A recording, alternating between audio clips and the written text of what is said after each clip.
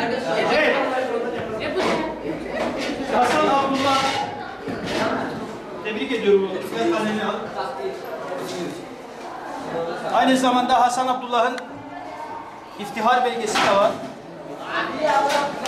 Şimdi Hasan Abdullah'ı alkışlayalım.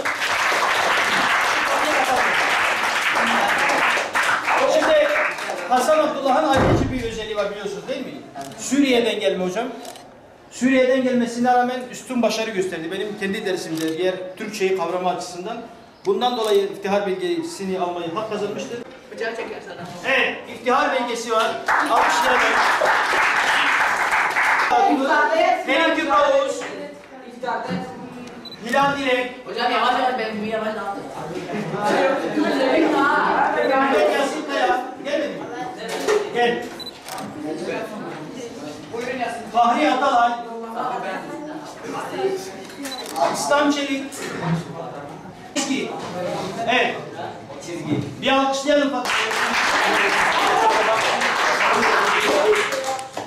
Dilara Nur Kurnaz. Sonra Esma Nur Akgündüz.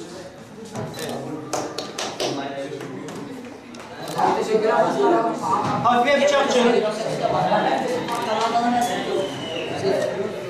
Hilal Dilek. Yasin Kaya. Mehmet Yasin Kaya. Doğru ayağına geliyor. Evet, alkışlıyoruz.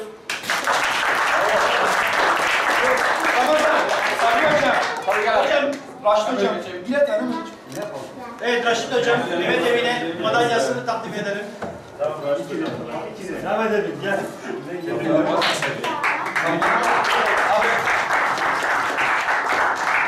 Kupayı vereceğim. Kupayı beraber veririz. Evet.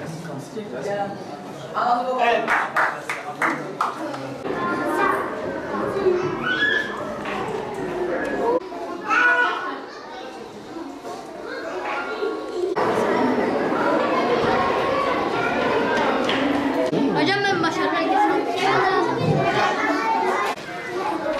Ha.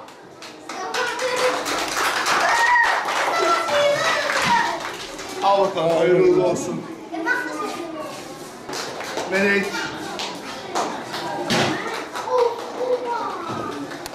Al bakalım, hayırlı olsun. Medine.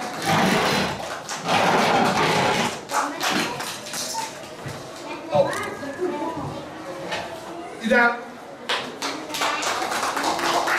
Al bakalım, hayırlı olsun. Esma Nur. İmran.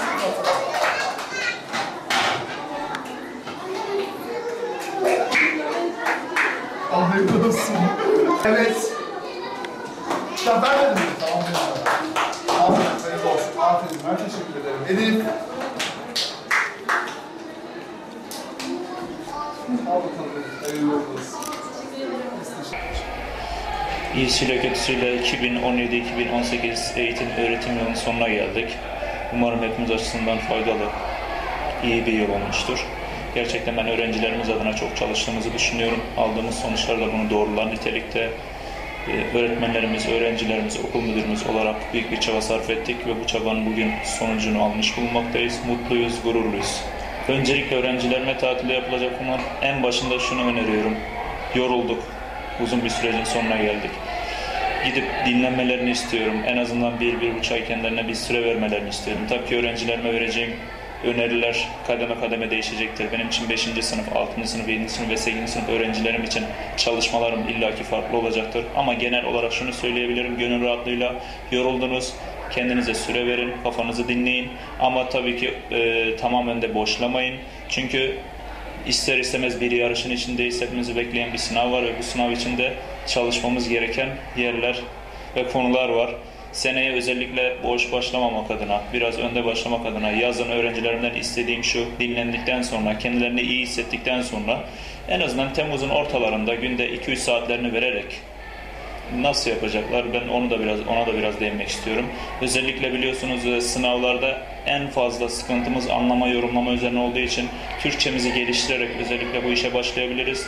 Biliyorsunuz artık gelen sorular analitik düşünce üzerine olduğu için soruyu anlamak, işlem yapmaktan çok daha zor geliyor. Öğrencilerimden ricam Türkçe'ye daha ağırlık vererek, diğer dersleri de bunun yanında yürüterek yazılarını boş geçirmemeleri. Bugün karnesini almaya geldik. Hocam çok mutluyum. Yani oğlumuzun böyle okula başlayıp karne alması çok sevindirici bizim için. Dersleri de iyi maşallah. Okuma yazmayı da çabuk söktü. Bakalım şimdi karnesini alacağız. Eğer karnesi hepsi iyiyse zaten ona bisiklet sözüm var. Kendisine bisiklet alacağım inşallah. Mehmet Fahri Atalay Kocatepe Ortaokulu'nda okuyordum. 8. sınıfta geçirdiğim bir sürü anılarım var.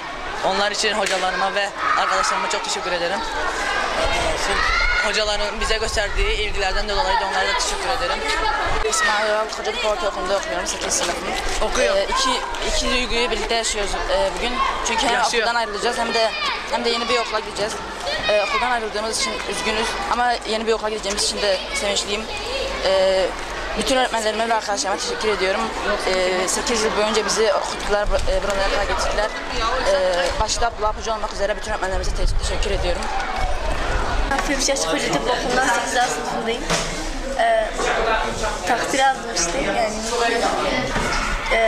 Çok çalıştım yani. Emek verdim yani. Emeğin karşılığını da aldım. Mutluyum yani. Abi yine ben vereyim mi? Benim adım Hasan Abdullah. Ben 8 A sınıfındayım. Ben Suriyeliyim. Burada çalışıyorum. Kocatepe okulu çok güzeldir. Bazen caddede yani dışarıda öğrendim ve bazen okulda öğrendim Türkçeyi. Valla ilk başta çalışmıştık. Böyle ilk dönemlerde böyle birazcık salmıştık kendimizi ama son dönemlerde daha çok yanlışlarımızı anladık, çalıştık. Artık işte takdir geldi. Valla çok mutluyuz. Onların başarılarının devamını diliyoruz. Hani öğretmenlerimiz olsun, biz olsun. Yani sene sonunda nihayet Allah'ın izniyle başarılarımızı inşallah göreceğiz. Bu okula gidiyorum. Bu okulumuz çok güzel. Tüm öğrenciler karnelerini aldı ve tatillerini yapıyorlar şu anda. Bu tatilde verimli çalışsınlar. Çalışmaları da iyi olsun. Oyun oynasınlar, gezsinler. 90 gün çoktur. İyice bir zaman geçirsin.